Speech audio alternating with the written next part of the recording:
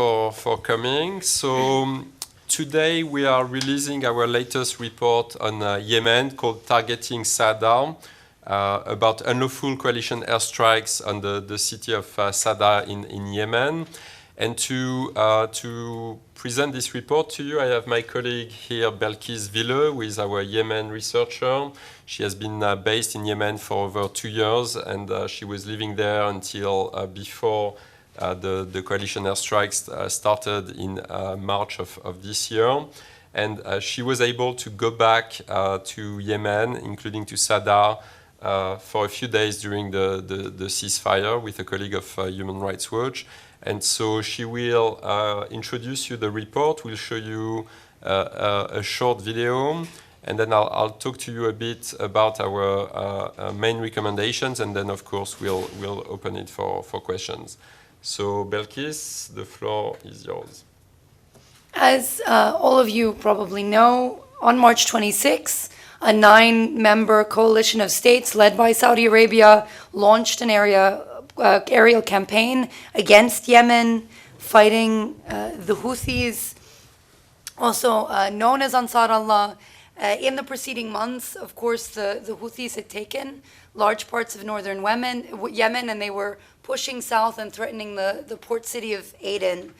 As Philippe said, my colleague from the Emergencies Division and I were able to get back into Yemen during a 5-day ceasefire, and we were very eager to head north to Saada City. Normally it houses about 50,000 citizens, and it's the capital of Saada Governorate. Now that is the stronghold of the Houthis. It is on the border with Saudi Arabia, and it was hardest hit by the aerial bombardment. We wanted to travel there because it was the hardest hit, and because of the fact that on the first night of the bombing, one of the first targets of the war was the telecommunications. Therefore, very little information since the beginning of the war has gotten out. There's been a mere trickle and very little information that you can actually verify. So we were extremely eager during that short period we had in the country to really get a sense of what was going on in Saada and to verify the level of destruction and the number of civilian casualties. On the way up, we already started to see strike sites along the main road. The city itself is a shell of what it once was. We studied satellite imagery upon our return to outside of Yemen, and there we saw 210 individual strike sites within the city. We spent 2 full days in Saada City going from site to site. We saw destroyed homes, marketplaces, governmental buildings that had been bombed out. We interviewed 28 locals. They were some of the few civilians that had been left in the city. It is now more or less a ghost city. Most civilians have left. What we're going to do is show you a video which I think does a good job of summarizing the main facts of our findings, and then I'll sort of fill in the rest of our findings after these few minutes. أنا زوجتي و4 من بناتي راحوا كلهم وأخي ومرته و3 من عياله، وأنا كان معي بنت. كان ذيك الليلة جو ناس خطاب لها، كلموني فتحوني في الموضوع يشتي يخطبوها، فعاد أنا ما قد أتهنيت أني أسعد بنتي إلا وصواريخهم فوقنا. Walid al-Ibbi lost 27 members of his family, including 17 children, in an airstrike in Saada, Yemen. هذا الفيديو هذا وقت الضربة الليل. هذا الشيول اللي رفع الحجام على هذا أبي والبي خارجي. لا شوي أطفالي، هذا بنت الشهر. Saada is in northern Yemen on the border with Saudi Arabia. It's the heartland of the Houthis, a Shia militia that took over much of Yemen in 2014. Saudi Arabia and 8 other countries began an airstrike campaign against the Houthis in late March 2015, and Saada has been particularly hard hit. We documented at least 59 people killed in airstrikes in Saada. Most were women and children. On May 8th, the spokesman for the Saudi-led coalition issued an announcement that by 7 p.m. of that day, any civilians that had remained had been warned that the entire area was rendered a military target. أعلنا أنه منطقة صعدة ومنطقة مران هي مناطق عسكرية تابعة للميليشيات الحوثية، وبالتالي سوف تنفذ العمليات على كامل هذه المدينتين. By treating all of Saada as a military target, the coalition is directly violating the laws of war, which prohibit attacks that don't discriminate between civilians and combatants. Many civilians tried to flee the area, though it was hard for them to leave quickly enough to abide by the deadline. Some civilians stayed behind. We saw serious damage across the city. Coalition planes struck at least 5 public marketplaces. Repeated strikes on some of these markets indicate that they were the intended targets. We also investigated a strike on a school. We saw no evidence that these areas had been used for military purposes.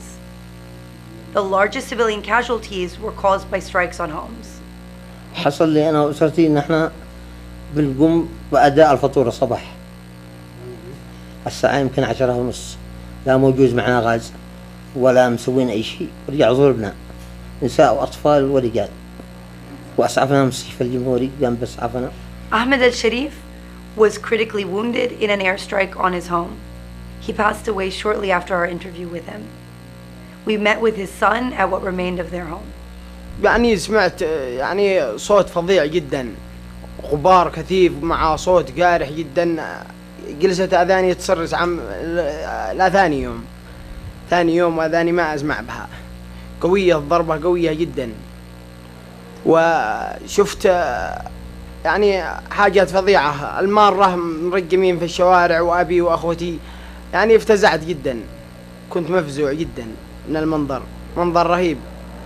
Coalition aircraft are dropping many aerial bombs in populated areas of Saada City. These explosive weapons have wide area effect, leading to high numbers of civilian casualties. What we saw in Saada indicates that the coalition has committed serious violations of the laws of war by conducting airstrikes against civilians where there is no evident military target.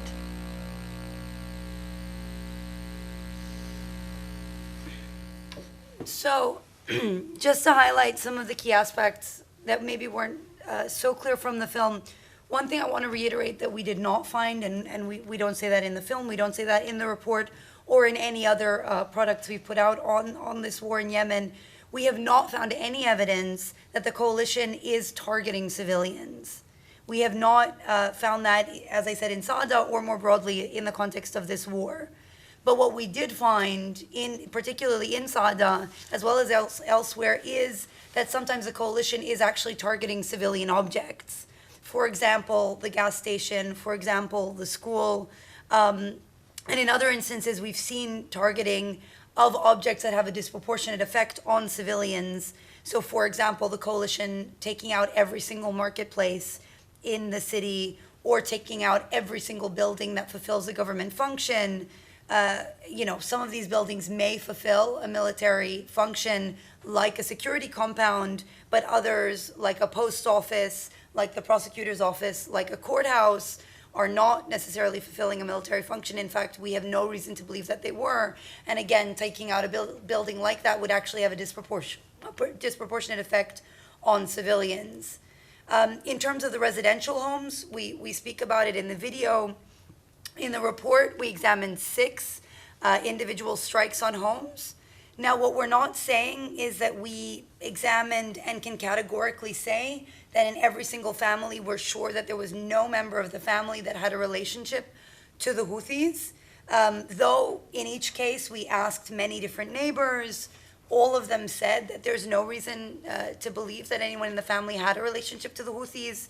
However, what we're saying, for example, in the case that we mentioned in the video, where a man had 27 members in his family killed, is that it's extremely hard to imagine how important a military Houthi commander would have had to have been who was in that home to justify a civilian death count that high to be in compliance with the laws of war. So these 6 strikes that we highlight in this report raise very serious concerns under the laws of war for those reasons.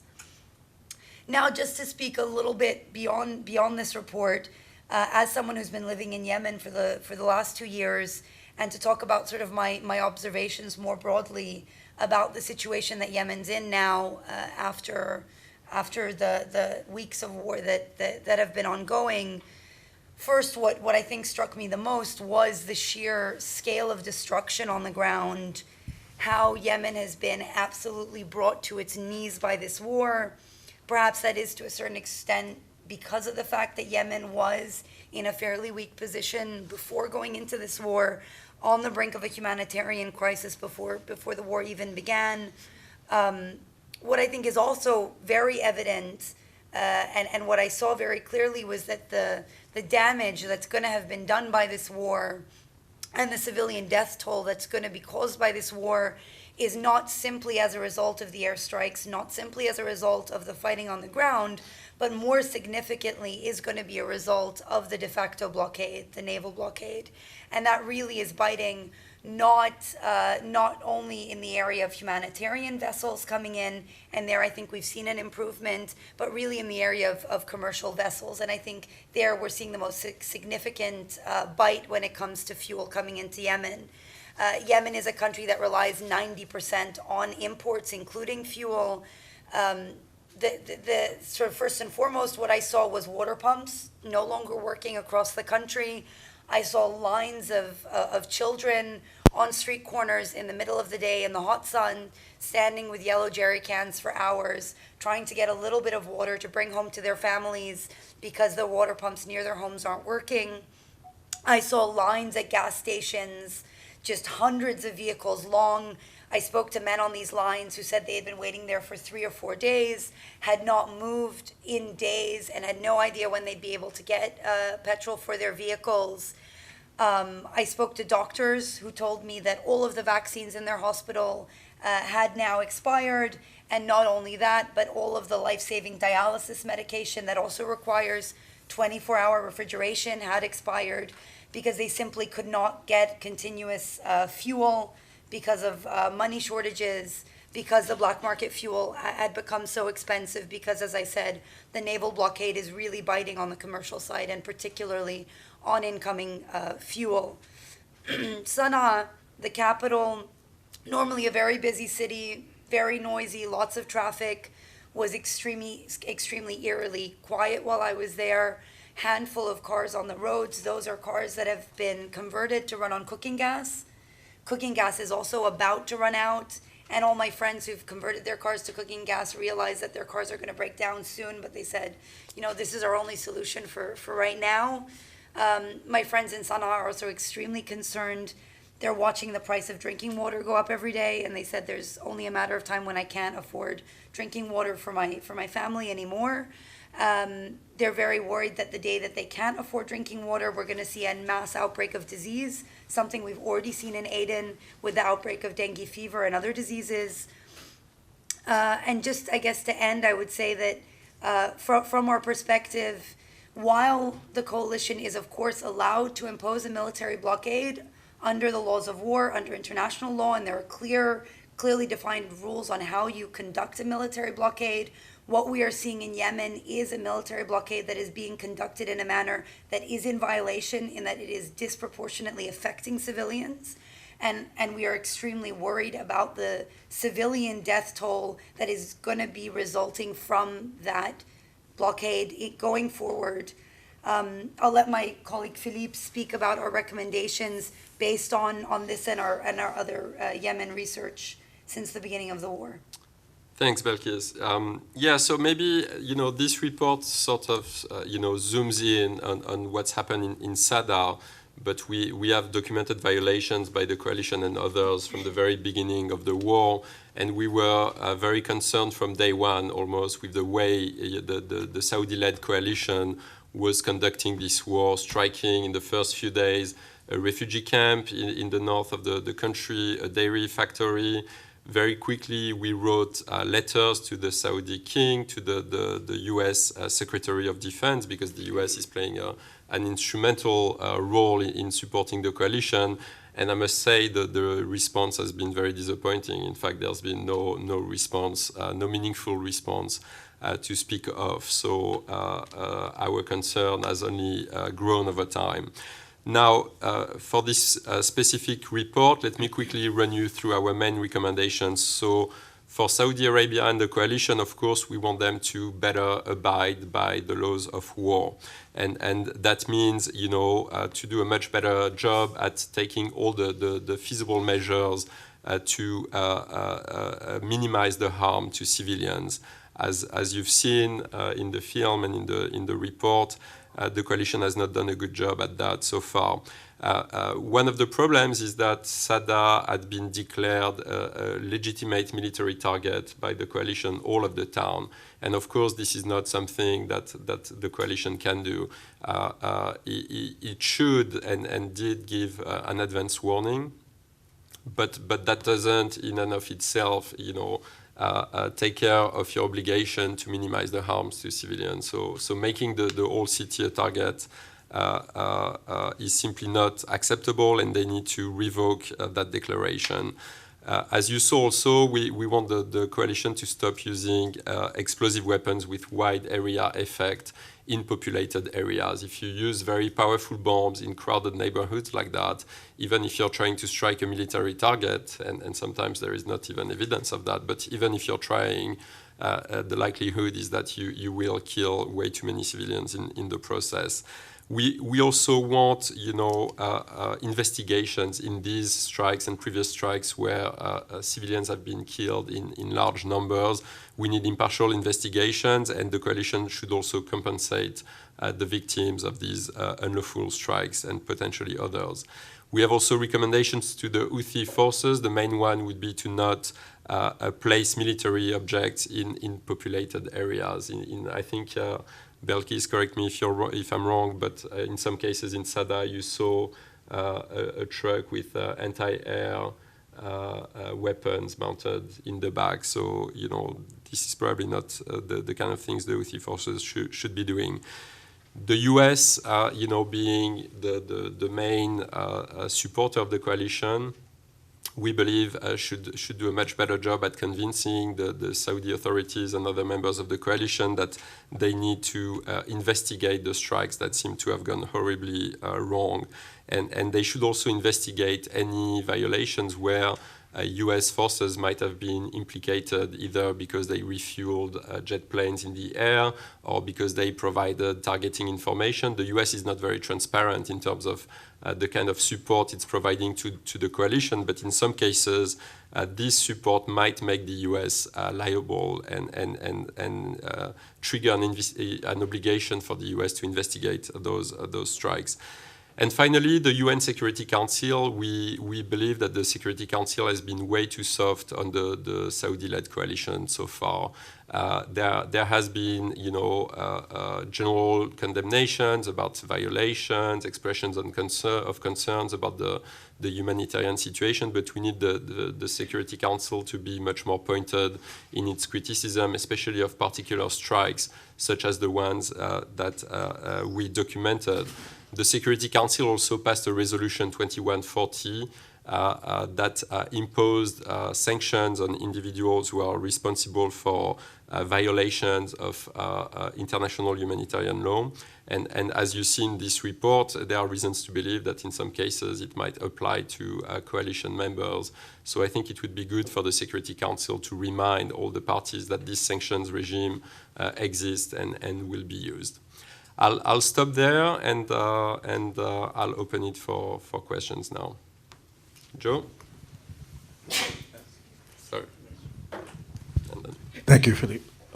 On the Saudi response, I see the letter you sent to them. You said there was no meaningful. Was there any response at all? Did they say we gave them? It looks like they gave them till 7 p.m. on the same day to evacuate. Did they say that the Houthis were firing from Saada and that gave them? And also on one of your recommendations about paying compensation, may be cynical to say this, but Saudi Arabia is the richest country in the region. Yemen is the poorest. It would be not a big burden for Saudi Arabia to pay off families and give them cynical excuse to continue, almost like a cost of doing business, basically. Yeah. So I wonder about that. Thank you. So on the Saudi response, we have had no response to this letter. We met a couple of weeks ago with the political coordinator of the Saudi mission, who was sort of very cordial, listened to our concerns, but provided no real feedback in terms of what has been done, why were certain areas being targeted, what was done to investigate unlawful strikes. So to this day, we have no response to speak of, really. In terms of compensations, I mean, you're pointing to something that makes sense. I would say that, for strikes that were unlawful, it's not a question of generosity. It's an obligation to investigate what went wrong and then to compensate the victims properly. But the coalition might also think about compensating victims of strikes that were not unlawful. So, sometimes as in the conduct of a war, civilians can be killed. It's not necessarily a violation. So even for those, indeed, it might be a good idea for the coalition to provide compensation to the victims. Thank you. For Balkis, would you please tell us more about your field visit, how smooth it went? Did you need to talk to somebody in the coalition and in Sana'a or in other places? And I know you have a lot of recommendations, Philippe, but would you please tell us what is the top priority for the time being? Thank you.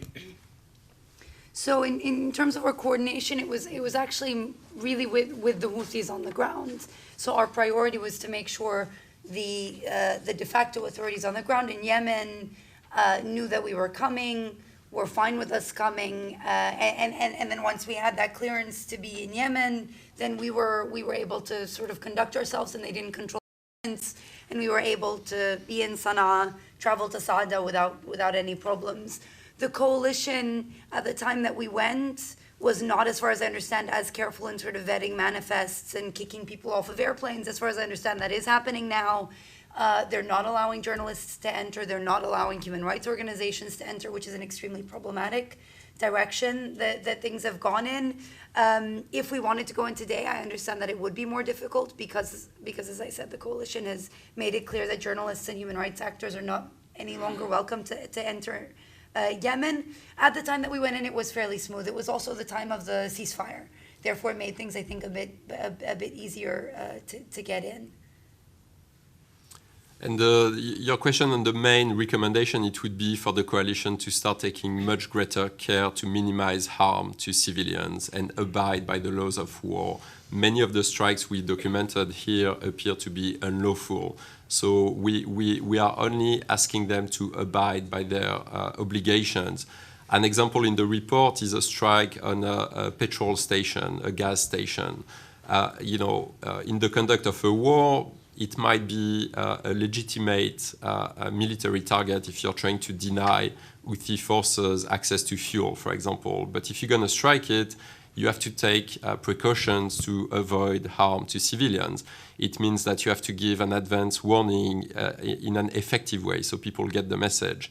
It also means that unlike the strike that we documented there, which happened in the middle of the day and caused a lot of death and destruction, you can strike the petrol station at night, for example. So it's these types of measures that we need for the coalition to take. It's very hard to know who is doing what because we know it's a Saudi-led coalition. There are many partners, countries like Sudan, Morocco, others. We never know which country is responsible for which strike. So it makes it, the work of trying to understand what happened harder in a way. But we don't get the sense, for example, that any of these strikes are being properly investigated. Even the most egregious ones, like the one early on in the war on the refugee camps, where dozens of people were killed and there was no apparent military target anywhere around. We never got the sense that the coalition had investigated it. They never provided an explanation for why this refugee camp had been struck, who conducted the strikes, based on what intelligence, things like that. So essentially, that's the main recommendation, that we are a human rights organization. We are not asking for them to stop this war. We are asking them to conduct it in a way that will be less harmful to civilians. Hi, thanks for doing this. So a couple of questions. Can you say anything about what the U.S. Defense Department response was to your recommendations? Number two, do you have evidence that the Houthis are using civilians as shields? And number three, just to clarify, if the coalition has given an advance warning, and if they are targeting rebel commanders or assets, what specific violation of international law are you pointing to?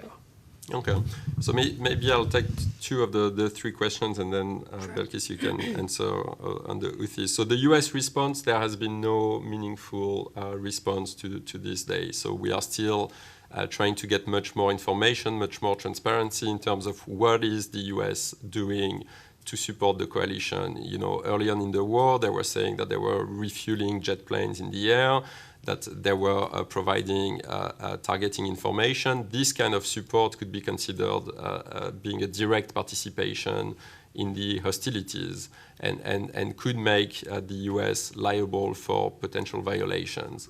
So it's very serious, and we hope that the US takes its responsibilities very seriously. The advance warning. So you cannot, decide that the whole entire area becomes fair game. That you cannot say that Saada will be a military target and tell all civilians to leave and tell them that, if you're staying, well, too bad for you. You're a legitimate target. In a situation like that in Saada City, you have a lot of people who may not be able to flee because they don't have a car, they don't have fuel, maybe they are elderly or they are disabled. There are many reasons that explain why people cannot flee. So giving an advance warning does not absolve you of your obligation to conduct discriminate strikes, to go after military objects only and try to prevent doing any harm to civilians or civilians' objects.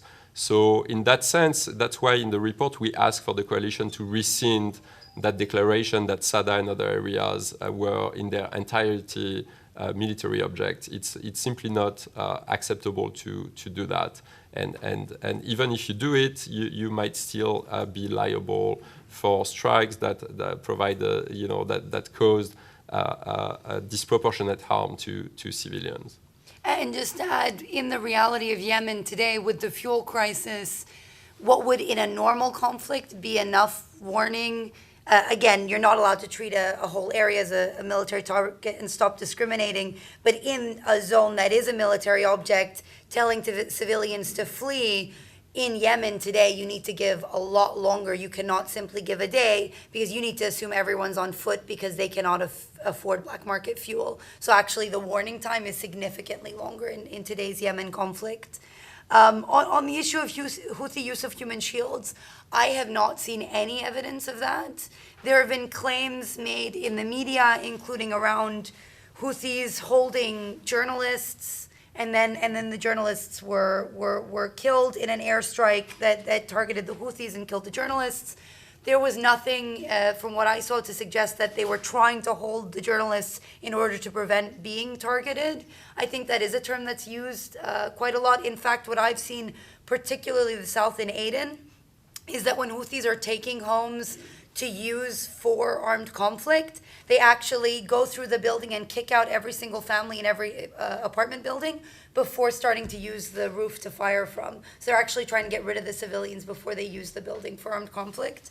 So it's sort of the opposite of using the civilians as human shields. That's an area where we haven't done extensive research on, but again, the little bit that I've seen, and I've received a lot of cases surrounding this issue, I haven't seen anything to suggest use of human shields. Sure. I'm not sure. I mean, also the use of human shields relates to how fluid is the flow in a city like Saada, which is a stronghold of the Houthis, between civilian areas and Houthi rebel operatives. So do you know what I mean? It's not just about holding someone and saying, you're going to protect me. It's about how they mix in with the local population. To ensure civilian casualties. Well, yeah, I saw nothing to suggest that they were trying to sort of surround themselves by civilians in order to ensure civilian casualties or to prevent civilians from leaving the area. I saw nothing to suggest that. When you were there, you saw 2 Houthi trucks, that was it? I saw maybe one. As I said, the city was a ghost. There were very few fighters. There were maybe 6 men who were sort of holding the fort down. The Houthi fighters had left by the time I was there, and there were sort of 6 guys who are meant to run the city who aren't really fighters, and then there were a handful of civilians who were left in the city. But this is again during the ceasefire period, so by now no one's really left in the city. And I mean, I'm not a lawyer, but there is a sort of basic principle of proportionality in international humanitarian law. So, you know, if you have one armed guard in front of a mosque, for example, it doesn't necessarily make the mosque a legitimate military target, right? The military gain from a strike has to be proportionate to the potential civilian harm, which is, you know, when we look at the strikes in Saada, an entire family almost of 27 people, you know, killed in a house, you would have to have a pretty important military target to justify that kind of a death toll. And all the evidence is pointing at the fact that there were none. I have the mic. Yep. So have you shared your findings with the Special Envoy to Yemen, Ismail Wilcheikh, or with the UN?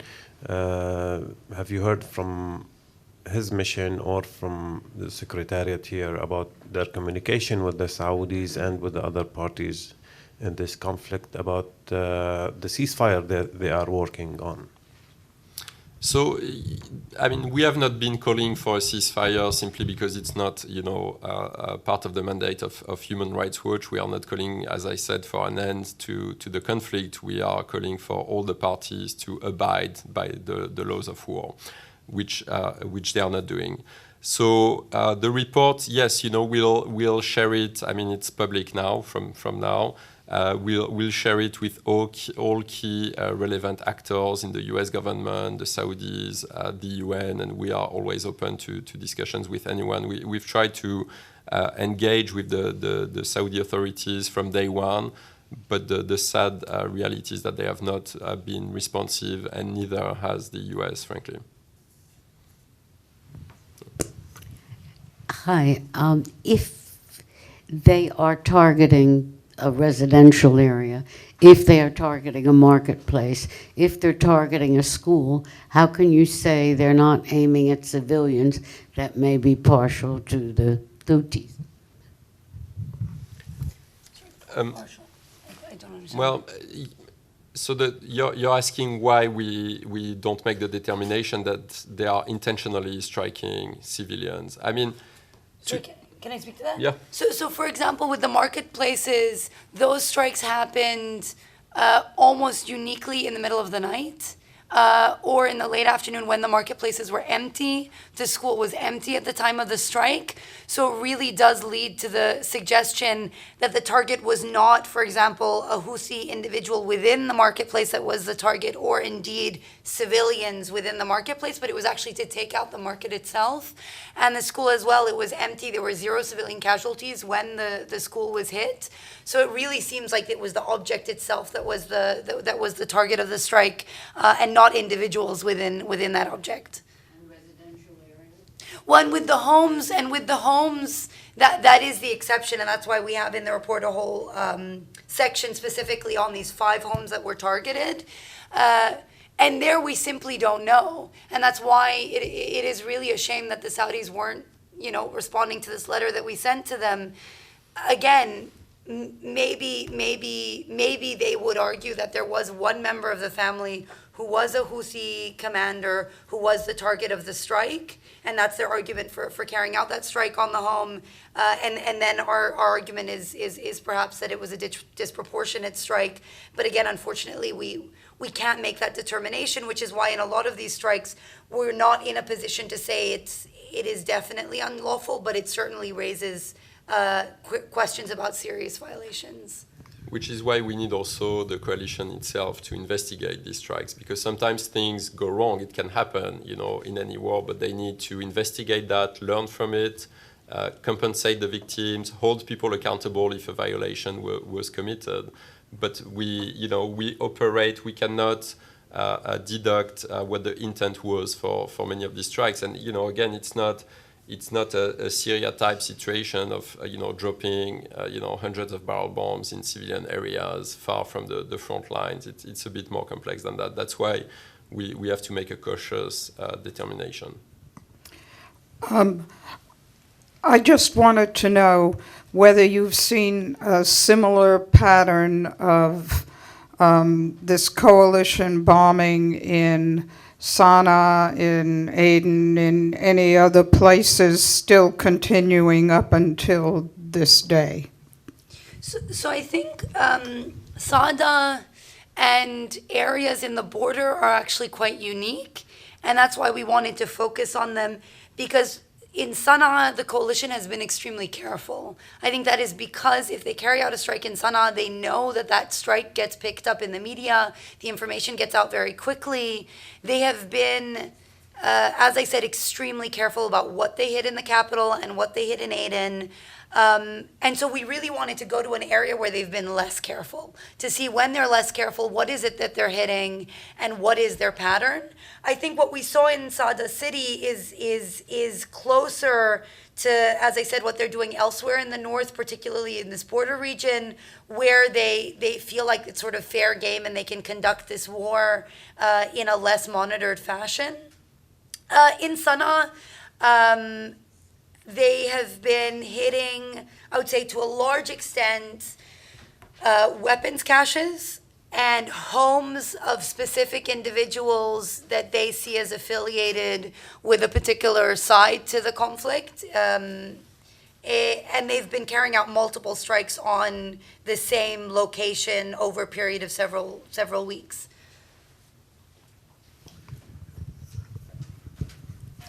Nizar Aboud of Al Mayadeen Television in Lebanon. My question is regarding two things. First of all, how do you describe the houses in Sana'a and in Saada? Because we understand they are historic by nature, and many of them are not recently built or have any concrete or a lot of things. How vulnerable people are living who are living there. Another thing, how do you describe the Human Rights Council reaction to the war in Yemen? This is probably one of the longest wars so far. The bombardment, if you compare it to Gaza, is much longer compared to any recent war. And the type of weapons used, how do you describe them proportionately to the weapons used by the Yemenis themselves? So I'm not sure I completely understand your second question about the... I was asking about the proportionality here, number one, and number two, also Human Rights Council, the reactions by Human Rights Council. We saw two statements from Human Rights Council. One of them is when Hajjah was attacked, and they called that the camp in Hajjah, which was attacked, and dozens were killed at the time. Do you expect more from the Human Rights Council? For example, are you calling for investigation? Why didn't they call for investigation similar to the one in Gaza, for example? Yeah. Okay, so on the Human Rights Council, we do think that we are probably reaching a point where we need to see a much more vigorous reaction from the Human Rights Council. We are here in New York, and that's why we focus on the UN here. But part of our reflection, over the next few days and weeks will be to see what more the Human Rights Council can be doing, because it is a fact that the war has been going on for several months now. The civilian death toll has piled up. The humanitarian situation is worsening by the day. So we believe we probably reached a stage where this warrants a stronger reaction from the Human Rights Council.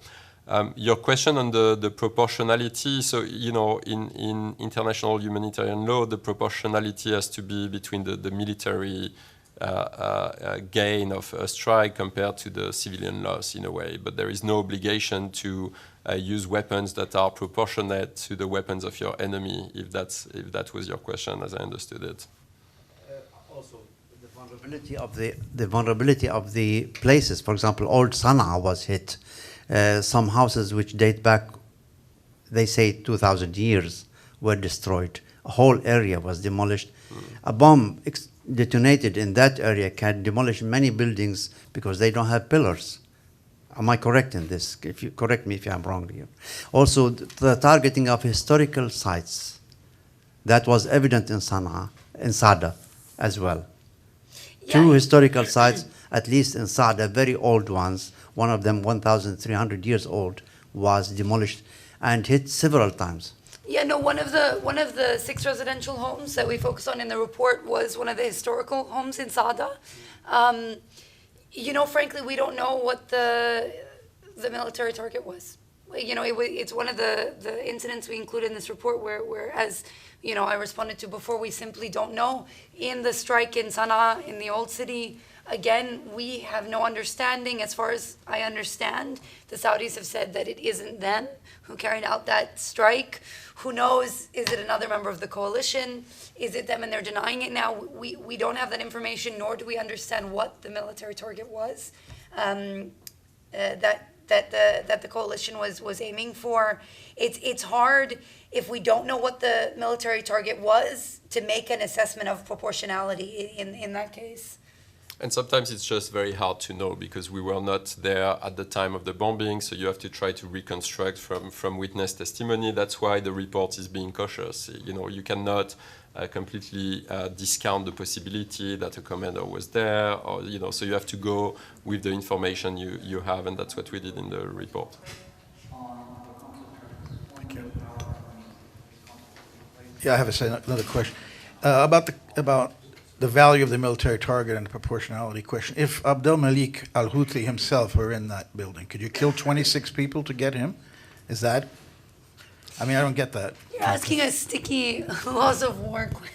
Yeah, we are not lawyers, and these, you know, there is no sort of simple rule that you can apply to a situation like that. So it's a very sophisticated calculation. From what we saw there, you know,